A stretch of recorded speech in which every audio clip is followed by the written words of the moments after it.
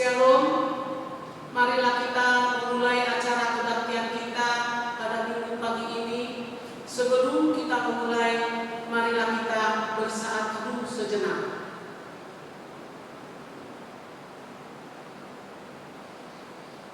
Amin. Selamat hari Minggu bagi kita semua jemaat Tuhan yang terkasih. Kita kembali berkumpul dalam ibadah Minggu ke-13 setelah Trinitatis. Hendaknya kita selalu memuji Tuhan kita yang Tritunggal, yang selalu menyertai kita dalam perjalanan hidup kita, juga gerejanya. Hingga kini kita boleh berjalan dalam berbagai situasi yang terjadi. Marilah selalu melakukan segala pekerjaan yang baik, yang berguna dan menjadi sukacita bagi sesama kita. Terpujilah Allah yang Tritunggal, yang selalu menyertai perjalanan gerejanya, juga yang selalu mengusahakan kita dalam kasih-Nya. Topik minggu hari ini mengajak kita supaya kita saling menghargai dan mengasihi sesama kita, sebab manusia tidak untuk diperjualbelikan. Hal itu tidak berkenan di hadapan Tuhan, bahkan akan semakin membawa kita terjerumus ke dalam dosa. Merendah dirilah di hadapan Allah Tuhan kita. Marilah memulai ibadah kita. Kita akan angkat pujian bagi Tuhan. Kita bernyanyi dari buku nyanyian HKBP nomor 9 ayat 1, 3, dan 4. Oh,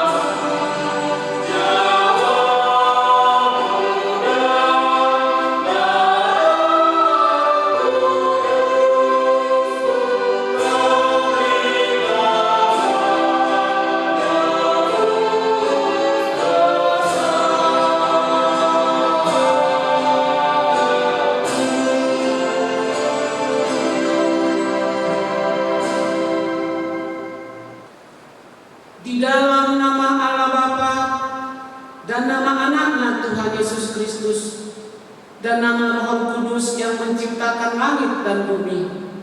Amin. Allah yang telah mengasihi kita dan yang telah mengutus anaknya sebagai pendamaian bagi dosa-dosa kita. Saudara-saudaraku yang kekasih, jikalau Allah sedemikian mengasihi kita, maka haruslah kita juga saling mengasihi. Haleluya.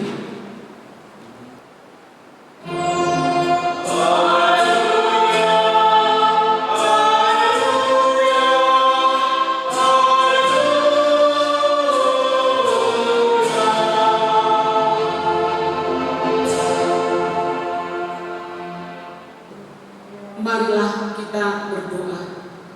Ya Tuhan Allah yang Maha Kuasa dan Maha Pengasih, kami merendahkan diri di hadapan-Mu dan memohon, penuhi dan terangilah hati kami dengan Roh-Mu, supaya kami semakin membenci dosa kami dan mulai merindukan firman-Mu yang kudus. Biarlah firman-Mu yang kudus tumbuh dalam hati kami, sehingga kami menghasilkan buah-buah yang baik. Kami mohon semuanya itu karena Tuhan Yesus Kristus, Tuhan kami. Amin.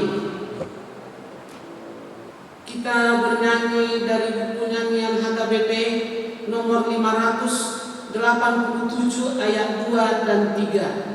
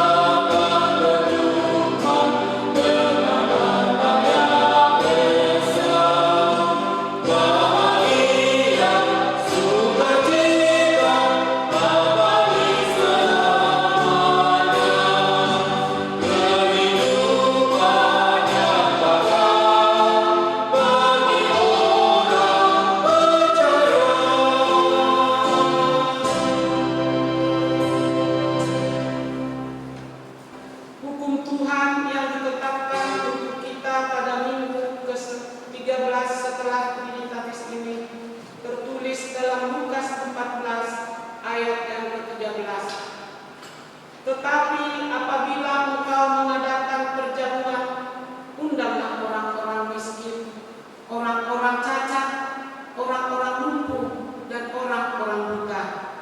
Marilah kita bersama-sama berdoa, memohon kekuatan dari Tuhan kita. Ya Tuhan Allah, kuatkanlah kami untuk melakukan yang sesuai dengan hukum-Mu. Amin. Kita bernyanyi dari buku nyanyian HKBP nomor 165 ayat 1 dan 2.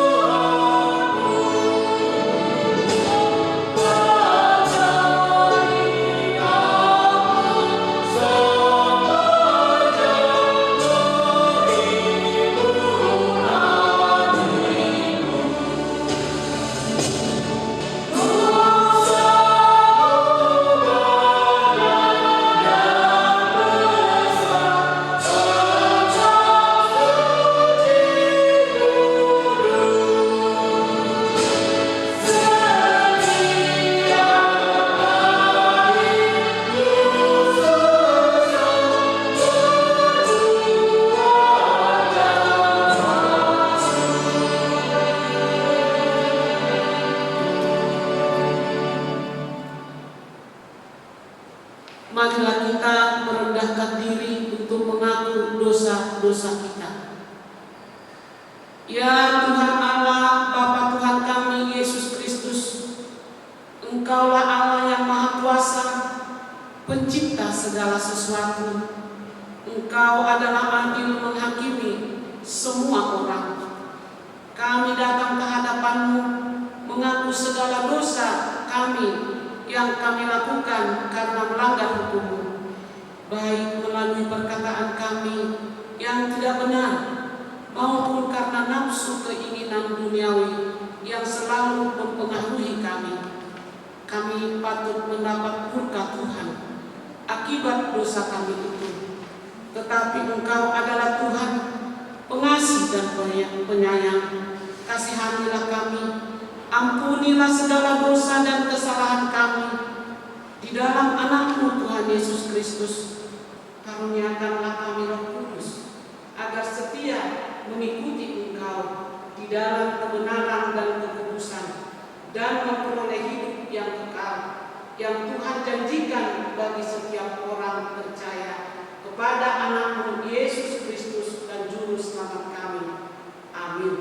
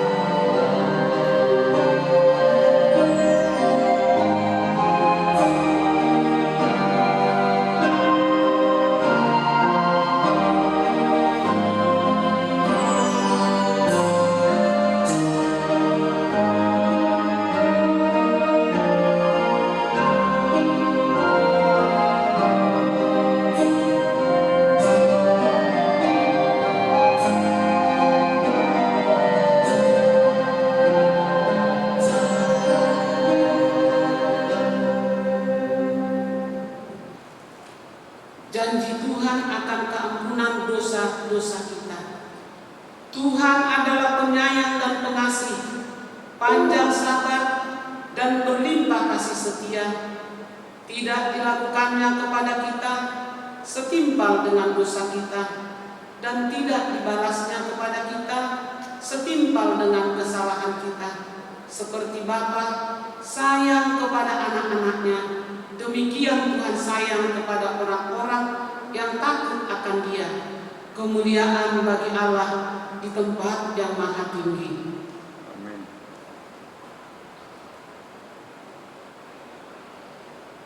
Kita bernyanyi dari buku nyanyian HKBP nomor 180 ayat 1 dan 4.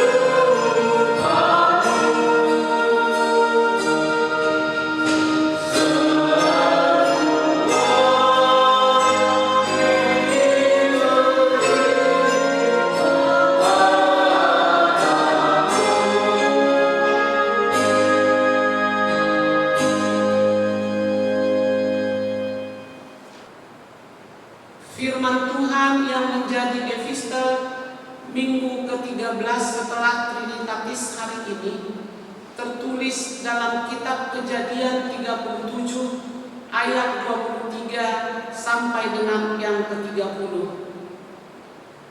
Baru saja Yusuf sampai kepada saudara-saudara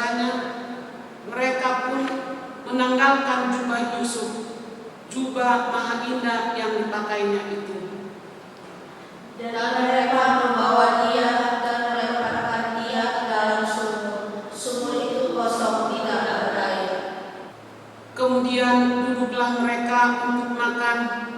Ketika mereka mengangkat muka, kelihatanlah kepada mereka suatu kafilah orang Ismail datang dari Gilead dengan untanya yang membawa damar, balsam dan damar, ladang, dalam perjalanannya mengangkut barang-barang itu ke Mesir. Lalu kata Yehuda kepada saudara-saudaranya itu, apa untungnya kalau kita membunuh anak kita itu dan menyembunyikan darahnya? Marilah kita jual dia kepada orang Ismail ini, tetapi janganlah kita apa-apakan dia, karena ia saudara kita, darah daging kita. Dan saudara-saudaranya mendengarkan perkataan itu. Ketika ada saudagar-saudagar Midian lewat, Yusuf diangkat atas dari sumur itu, kemudian dijual kepada orang Ismail itu dengan harga 20 shekel perak. Lalu Yusuf dibawa mereka ke Mesir. Ketika Ruben kembali ke sumur itu, ternyata Yusuf tidak ada lagi di dalamnya. Lalu dikoyakkannya lah bajunya. Dan kembalilah ia kepada saudara-saudaranya, katanya, anak itu tidak ada lagi, kemanakah aku ini? Demikian firman Tuhan. Marilah berbahagialah orang yang mendengar firman Tuhan serta memeliharanya. Amin. Kita bernyanyi dari buku nyanyian HKBP nomor 476 ayat 1 dan 2.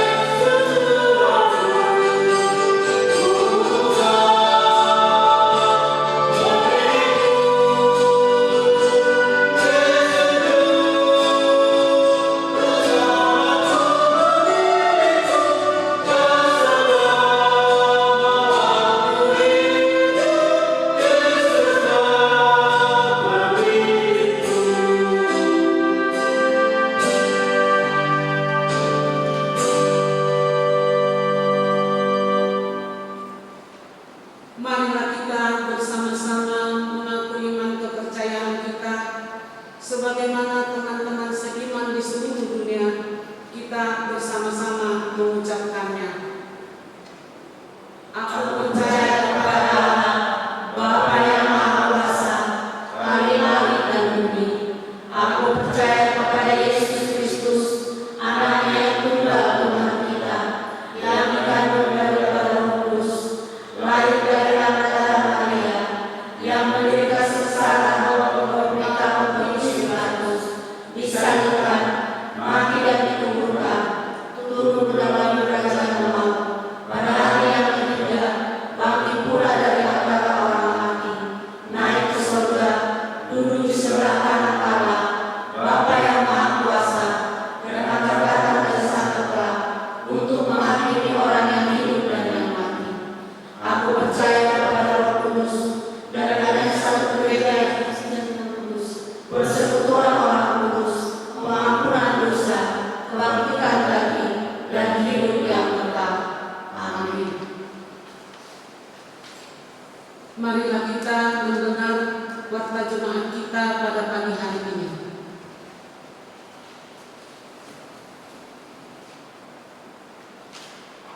Shalom. Parhalado HKBP Pos Pamingguan Dipo Karawaci mengucapkan selamat hari Minggu. Kiranya ibadah hari ini membawa damai dan sukacita bagi kita semua. Kedua, nama minggu kita hari ini adalah minggu ke-13 Dum Trinitatis atau Hastur Sadaon di Debata. Topik khotbah dan jadi macehehon dongan joma atau manusia tidak untuk diperjualbelikan. Ketiga, pelantikan Dewan dan Seksi. Minggu depan 13 September 2020 akan dilaksanakan pelantikan fungsionaris Dewan dan seksi-seksi terpilih di gereja ini, dan sekaligus akan dilaksanakan pembubaran panitia pembangunan yang lama serta pelantikan panitia pembangunan yang baru. Acara tersebut dilaksanakan di gereja ini masuk pukul 8.30 WIB sekaligus ibadah minggu. Dimohon kepada semua fungsionaris dewan dan ketua seksi terpilih agar menghadiri acara pelantikan tersebut sebagai berikut. Yang pertama, Uluan Mulia Pendeta Zulfakri Yosafat Kababan STH. Kedua, Ketua Parantauan Situa Edward Sindak Malau. Ketiga, Sekretaris Mulia Situa Jerman Simamora. Keempat, Bendahara Mulia Situa Irawati Borutagao. Kelima, Ketua Dewan Koinonia Situa Yoraja Nainggolan beserta seksi sekolah minggu Ketua Dewi Purba, seksi remaja Ketua Natasha Boru Nainggolan, seksi Nafas Bulung Ketua Samuel Sidabutar, D. Seksi Paropuan Ketua Mariana Boru Panjaitan, E. Seksi Ama Ketua Zainal Sidabutar, dan yang keenam Ketua Dewan Marturia Situa Ilyas Saser Lumban Gaul beserta seksi-seksinya yaitu A. Seksi Musik Ketua Julises Situboran, B. Seksi Sendik Ketua Rano Samosir. Yang ketujuh, Ketua Dewan Diakonia Situa D. Seriati Boru Napitu beserta seksi-seksinya yaitu A. Seksi Diakonia Sosial Ketua Pahala Lumban Gaul, B. Seksi Pendidikan Ketua Ida Boru Simatupang, C. Kemasyarakatan Ketua Haposan Butar-Butar, D. Kesehatan Ketua Nelly Boru Nainggolan. Yang kedelapan, Panitia Pembangunan Ketua Situa Natal Pardosi.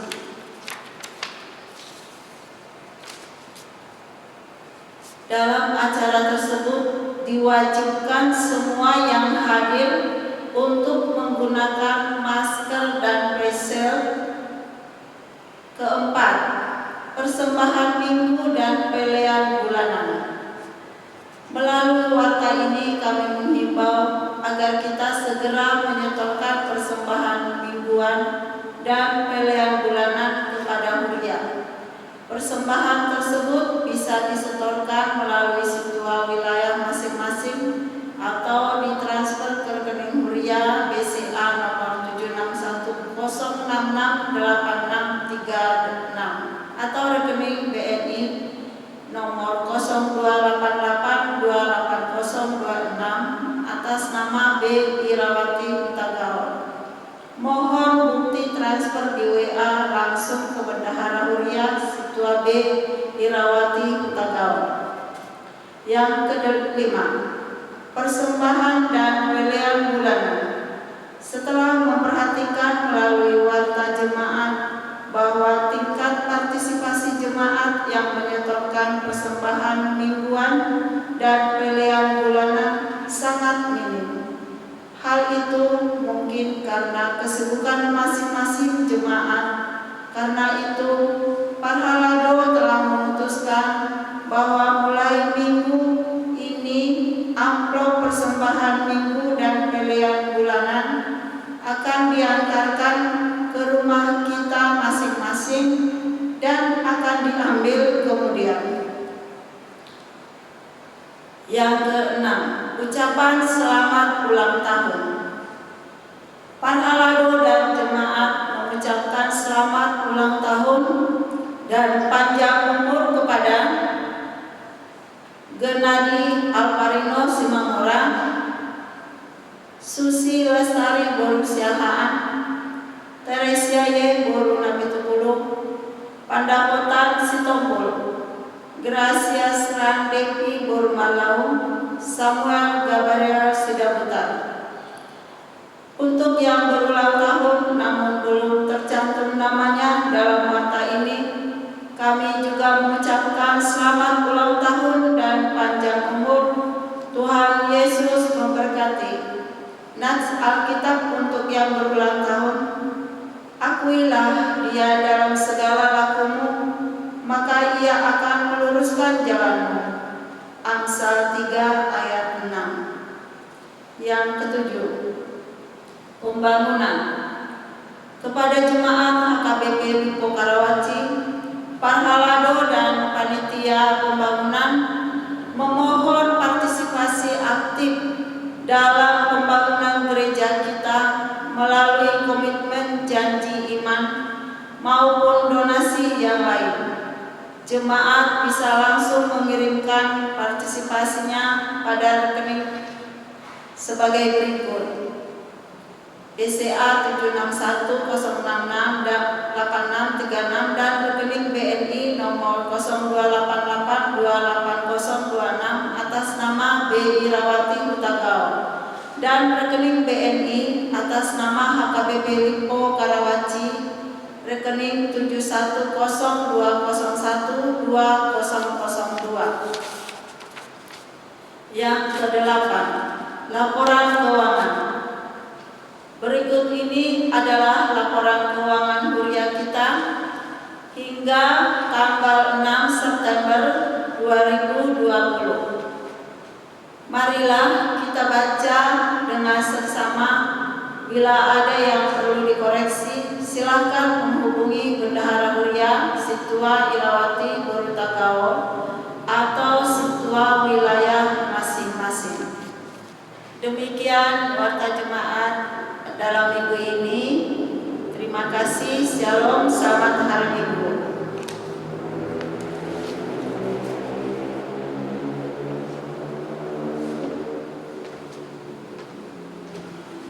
Kita bernyanyi dari buku nyanyian HKBP nomor 743 ayat 1 dan 2.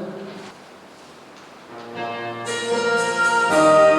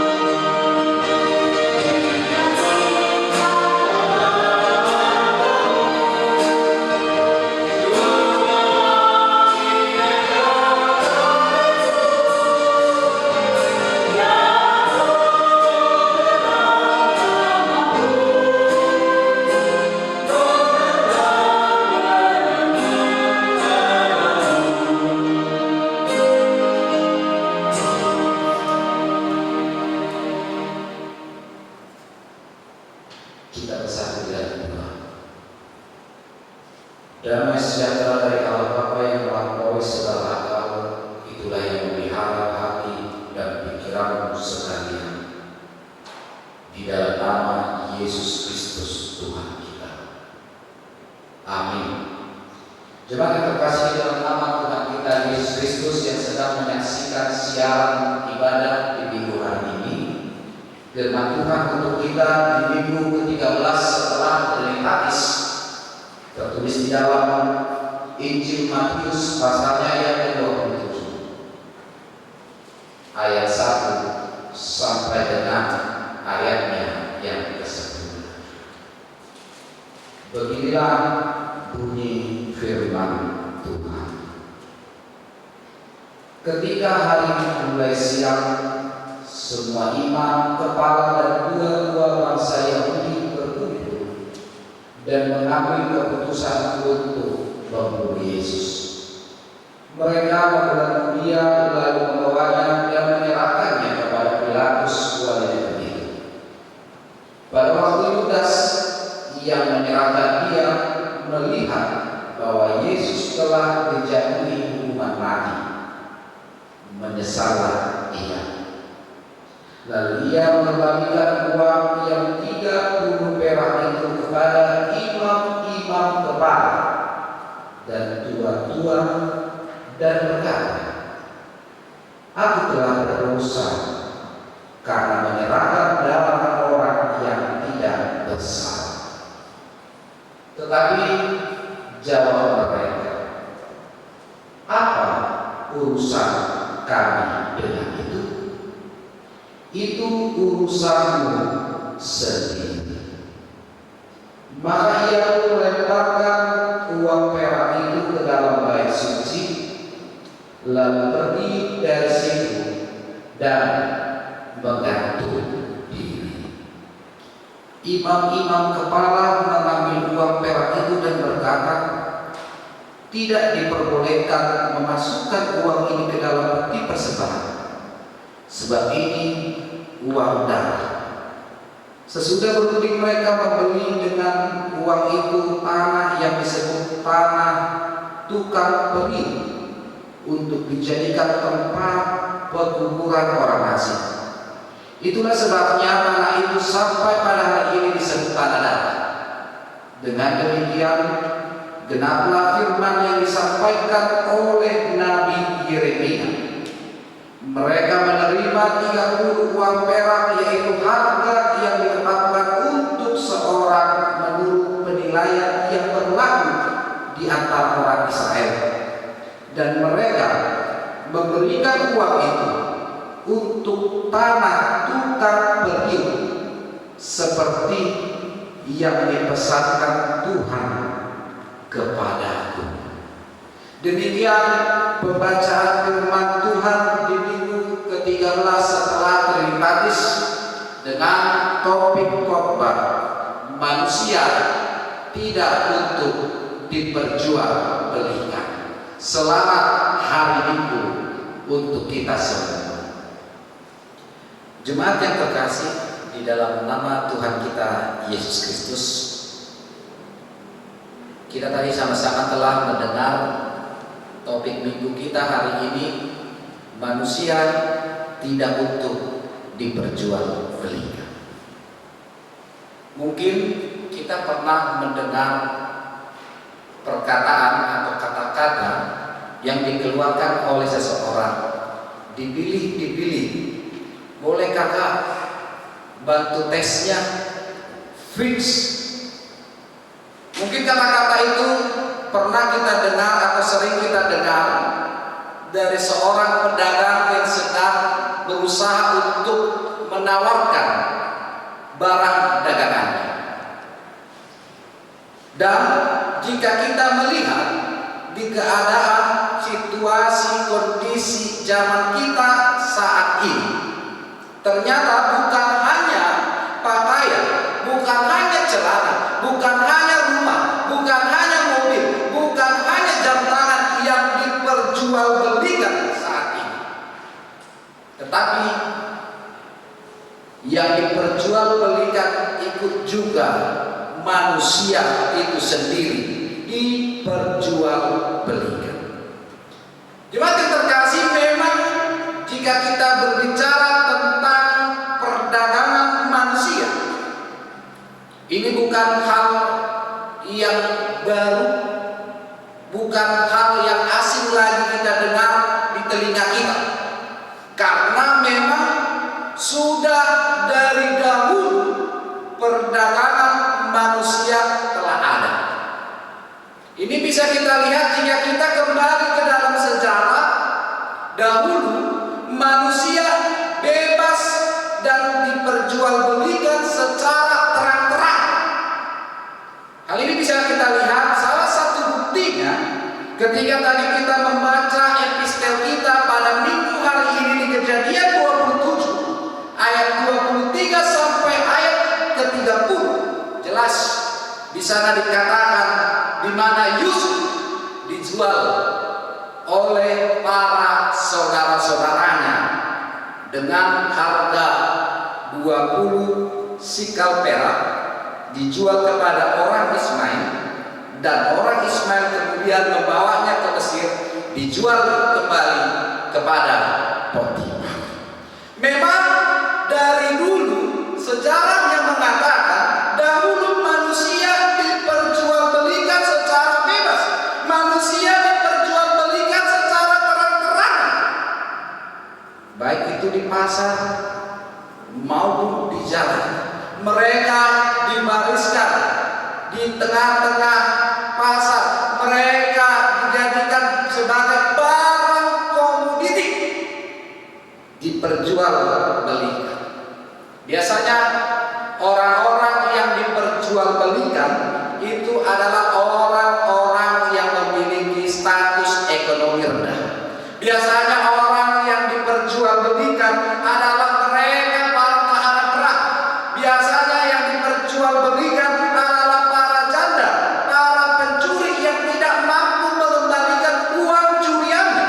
Begitu juga para pengutang dan anak-anak yang lahir di rumah Tuhan. Inilah yang diperjualbelikan di tengah-tengah pasar, di tengah-tengah jalan. Mereka diperjualbelikan dan akhirnya mereka dijadikan budak. Tetapi harga mereka berbeda satu dengan yang lain, tergantung kepada keadaan, tergantung kepada jenis kelamin, tergantung kepada umur, dan tergantung kepada kesehatan. Jemaat yang terkasih, jika tadi kita kembali ke belakang membahas mengenai sejarah manusia yang diperjualbelikan secara bebas, secara terang-terangan, tetapi pada masa sekarang ini perdagangan manusia bukan lagi secara terang-terangan, bukan lagi diperjualbelikan secara bebas, tetapi semua itu telah berakhir. Semua itu tidak ada lagi secara bebas, tidak ada lagi secara terang-terangan, karena telah melanggar hak asasi manusia. Tetapi walaupun tidak secara terang-terangan, walaupun tidak secara bebas manusia itu diperjualbelikan, bukan berarti praktek-praktek perdagangan manusia benar-benar telah berakhir. Bahkan jika kita melihat perdagangan manusia beberapa tahun belakangan ini semakin meningkat. Dulu mereka terang-terangan memperjualbelikan manusia. Dulu mereka secara bebas memperjualbelikan manusia. Sekarang secara terselubung dengan berbagai macam modus. Ada yang mengiming-imingi korbannya akan dikerjakan ke luar negeri. Ada yang mengiming-imingi para korbannya agar memperoleh gaji yang besar, agar dinikahkan dengan pengusaha yang kaya raya. Berbagai macam modus, berbagai macam cara, sampai cara pemaksaan, penculikan, penyekapan sekalipun dilakukan oleh beberapa oknum yang ikut ambil bagian dalam perdagangan manusia. Jemaat yang terkasih di dalam nama Tuhan kita Yesus Kristus, Presiden Barack Obama pernah mengatakan sesuatu di sidang PBB. Dia pernah mengatakan dalam sidang itu, dia katakan perdagangan manusia sama halnya dengan perbudakan modern yang tidak pantas hidup di bumi yang beradab ini. Karena perdagangan manusia adalah sebuah kejahatan, mengeksploitasi sesama, itu sungguh-sungguh melanggar hak asasi manusia. Namun walaupun sudah begitu keras, begitu tegas, Presiden Barack Obama di dalam sidang PBB mengatakan hal tersebut, anehnya masih ada saja yang tega, masih ada saja yang nekat melakukan perdagangan manusia. Mengapa itu bisa terjadi?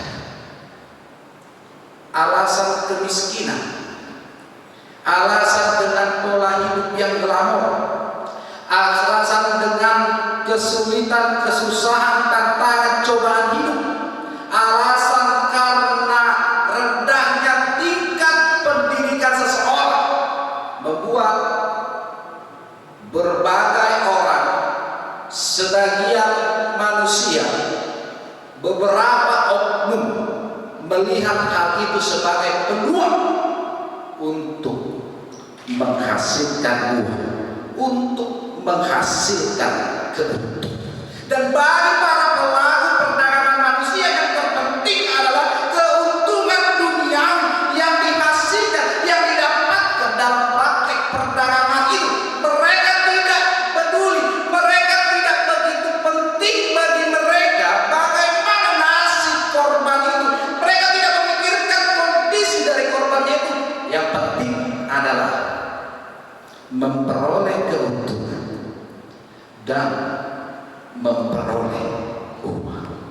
Dan ini juga yang bisa kita lihat di dalam firman Tuhan untuk kita di minggu hari ini, di mana jelas dikatakan di dalam tas kita minggu hari ini, Yudas menjual Yesus kepada imam-imam besar dan kepada tua-tua orang Yahudi seharga 30 keping perak.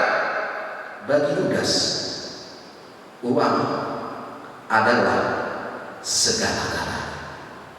Bagi Yudas, uang adalah prioritas. Sehingga karena dia beranggapan uang adalah segala-galanya, uang adalah prioritas bagi hidupnya, sehingga dia mau melakukan apa saja asalkan mendapatkan uang, mendapatkan keuntungan. Itulah yang bisa kita lihat di dalam nats kita di minggu hari ini, Matius 27 ayat 1 sampai dengan ayat 9. Ternyata di dalam kehidupan di masa sekarang ini, Bapak Ibu jemaat yang terkasih, sudah banyak orang yang berpola berpikir seperti Yudas di dalam nats ini. Sudah banyak di masa sekarang orang-orang percaya yang dirajai oleh uang.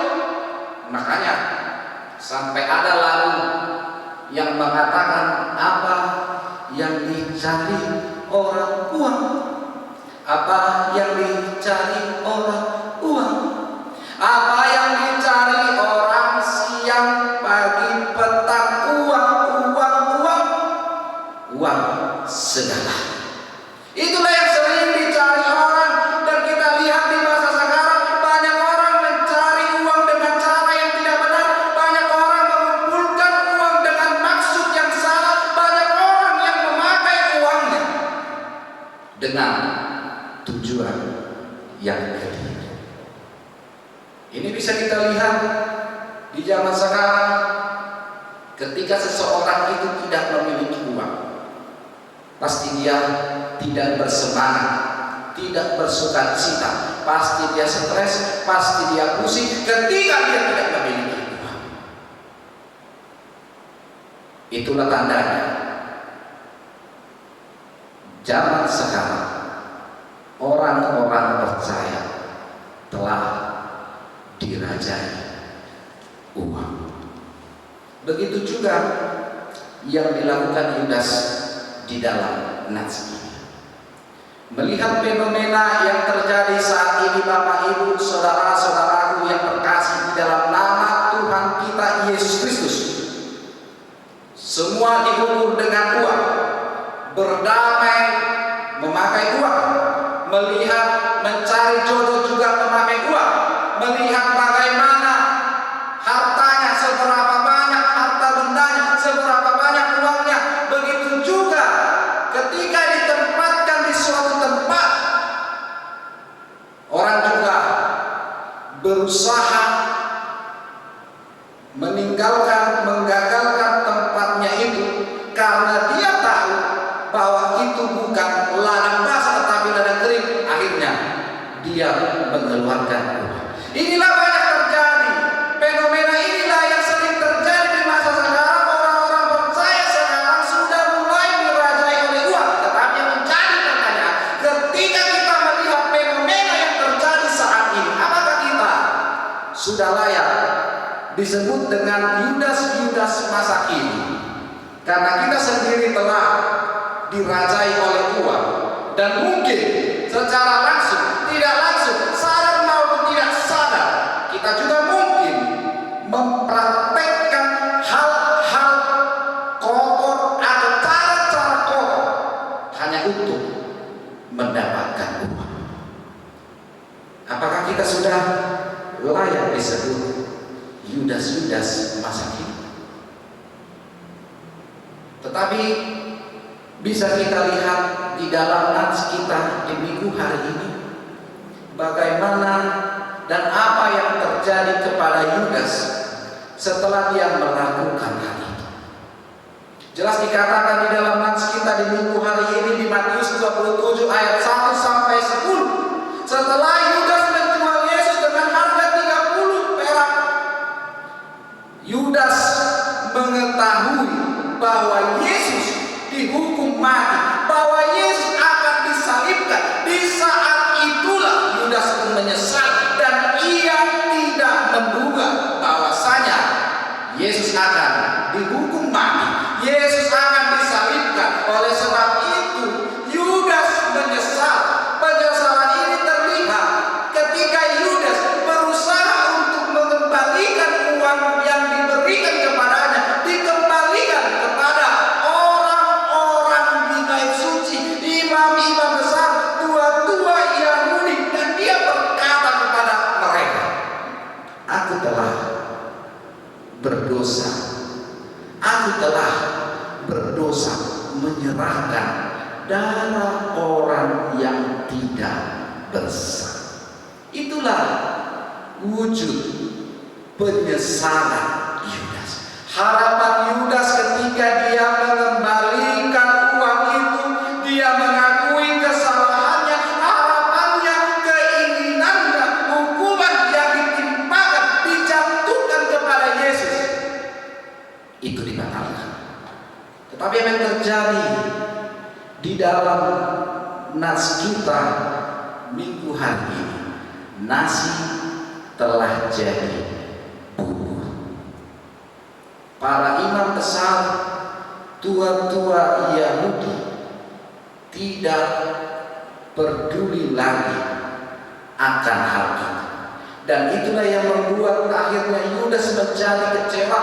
Itulah yang membuat Yudas menjadi marah, kesal, frustasi, dan akhirnya memutuskan diri untuk gantung diri, untuk bunuh diri.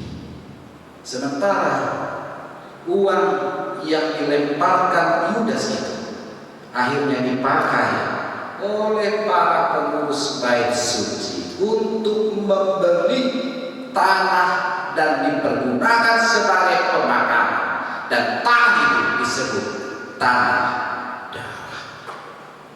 Apa yang bisa kita lihat di dalam nats kita minggu hari ini?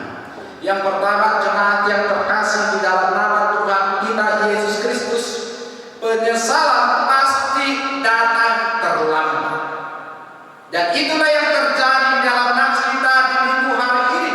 Penyesalan Yudas itu datang terlambat. Penyesalannya datang ketika dia mengetahui bahwa Yesus akan disalibkan, dihukum mati. Dan tentu di dalam hidup ini tentu banyak pilihan yang ditawarkan, diberikan kepada kita dalam kehidupan ini. Tentu di setiap pilihan itu, setiap kita memutuskan suatu pilihan, belum tentu pilihan keputusan kita itu berdampak positif kepada kita. Dan itu juga yang terjadi kepada kita. Tetapi apa yang terjadi tentu ketika kita salah memilih, ketika salah memutuskan, dan dampak itu berujung kepada dampak negatif kepada hidup kita, kita pasti akan menyesal. Kita pasti akan ada penyesalan di dalam hidup kita. Kenapa aku tidak melakukan hal itu? Kenapa aku harus melakukan itu? Mengapa? Mungkin itu yang terjadi. Dan itulah dinamakan penyesalan dan terlambat.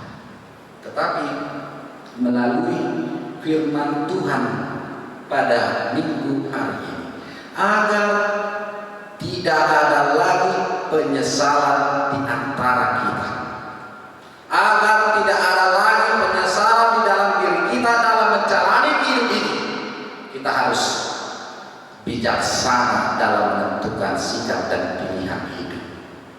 Hidup dengan hidup mana unang tertutup, dada unang terhukum, jolo didilat bibir, asa didokata.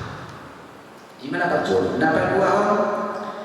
Dari nats ini kita bisa mengambil sebuah kesimpulan. Menyesal saja tidak cukup, tetapi harus dibarengi dengan pertobatan.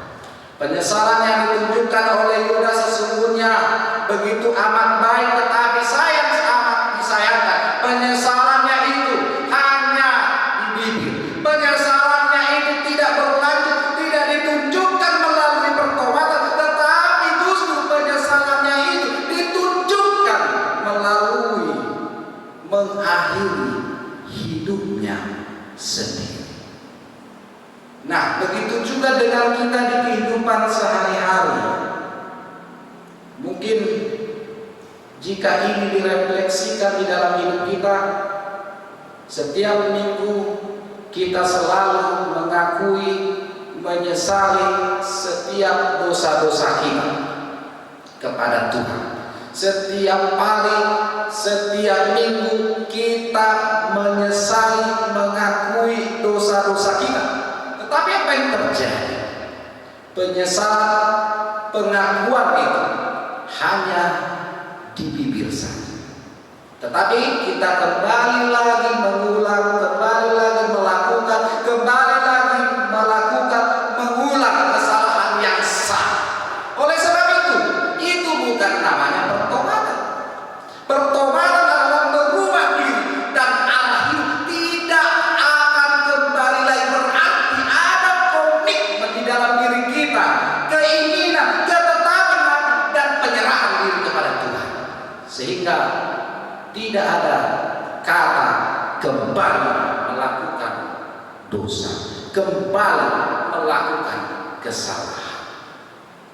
Makanya kita diingatkan di dalam nats kita minggu hari ini melalui penyesalan yang ditunjukkan oleh Yudas, yang pada akhirnya penyesalan itu tidak berujung pada pertobatan. Begitu juga yang diminta sebetulnya oleh Tuhan.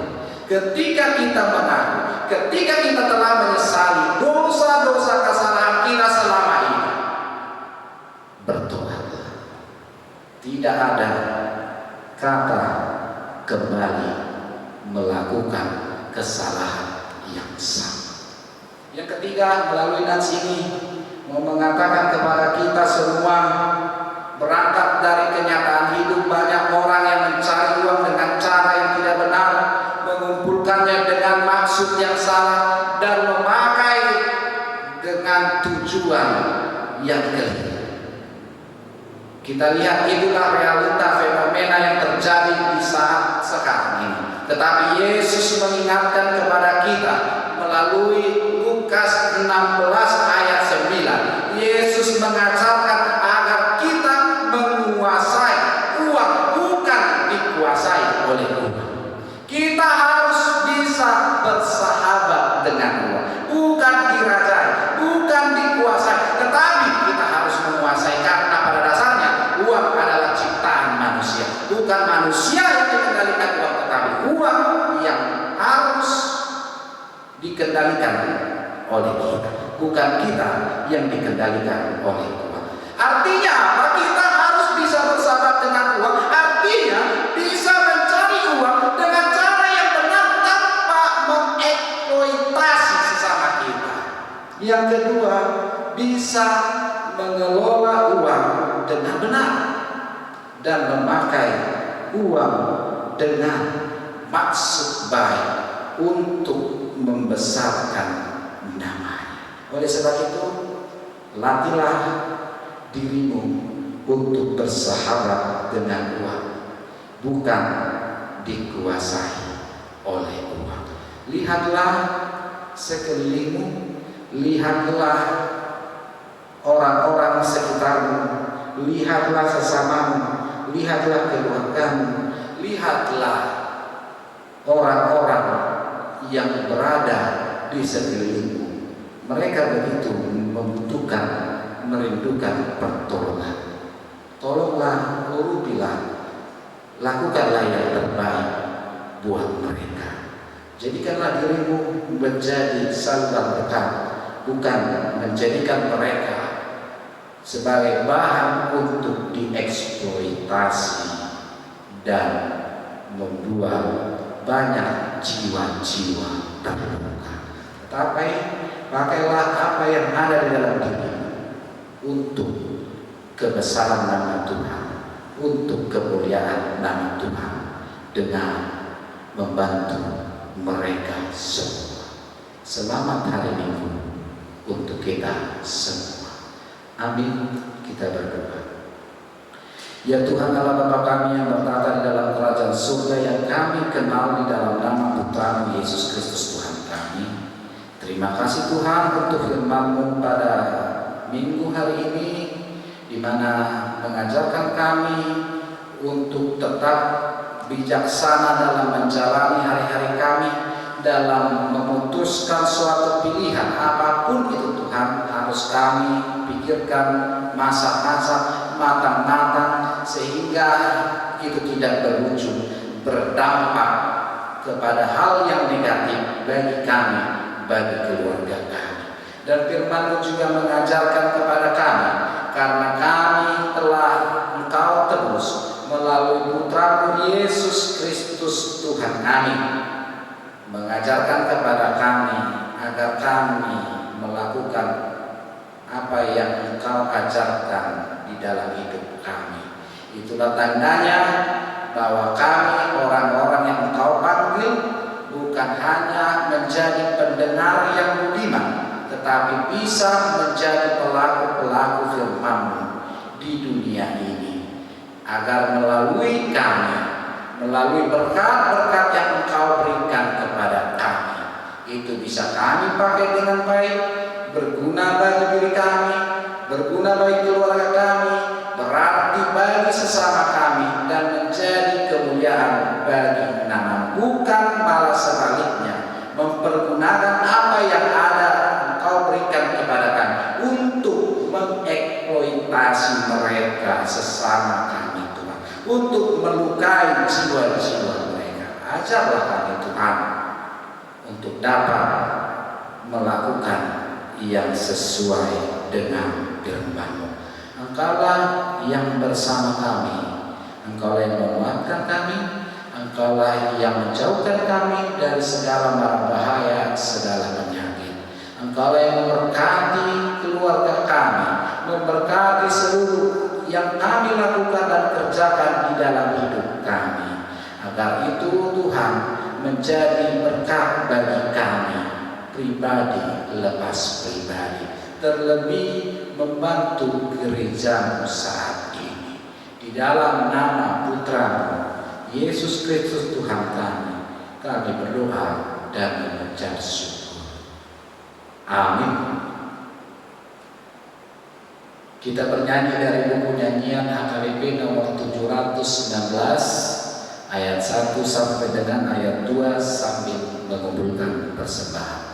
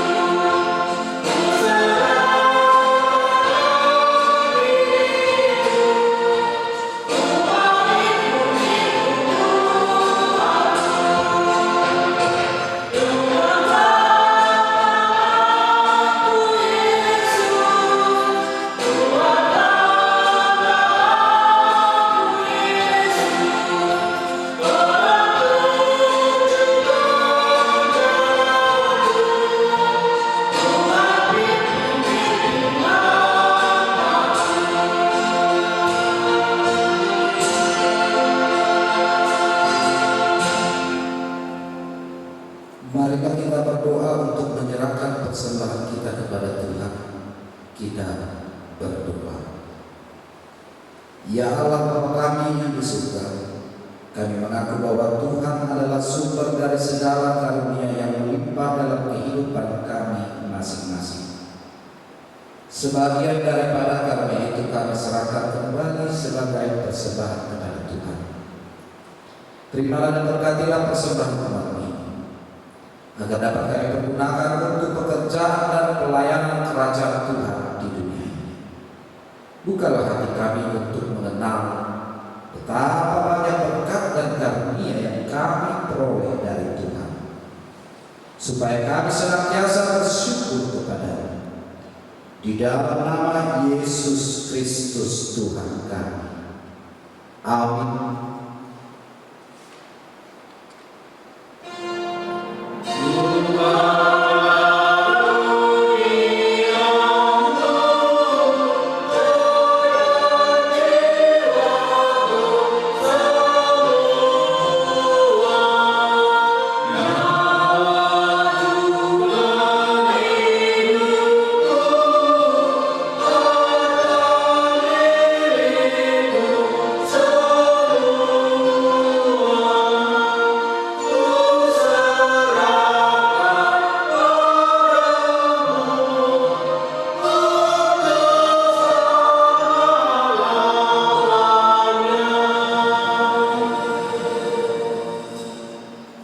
Bapa kami yang di surga, dikuduskanlah nama-Mu, datanglah kerajaan-Mu, jadilah kehendak-Mu di bumi seperti di surga. Berikanlah kami pada hari ini makanan kami yang secukupnya, dan ampunilah kami akan kesalahan kami, seperti kami juga telah mengampuni orang yang bersalah kepada kami. dan janganlah bawa kami ke dalam pencobaan, tetapi lepaskanlah kami daripada yang jahat.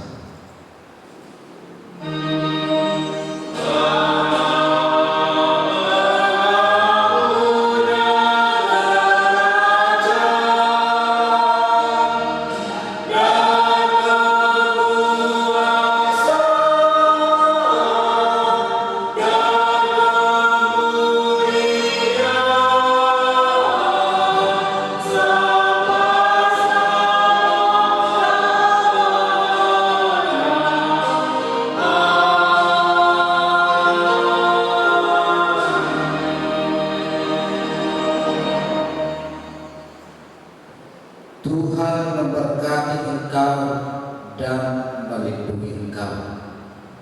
Tuhan menyinari engkau dengan wajah-Nya dan memberi engkau kasih karunia. Tuhan menghadapkan wajah-Nya kepadamu dan memberi engkau damai sejahtera.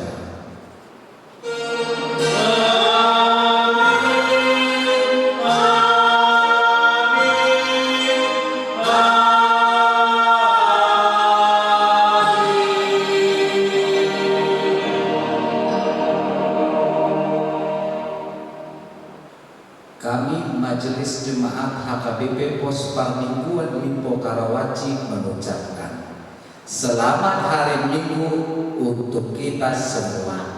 Tuhan Yesus memberkati.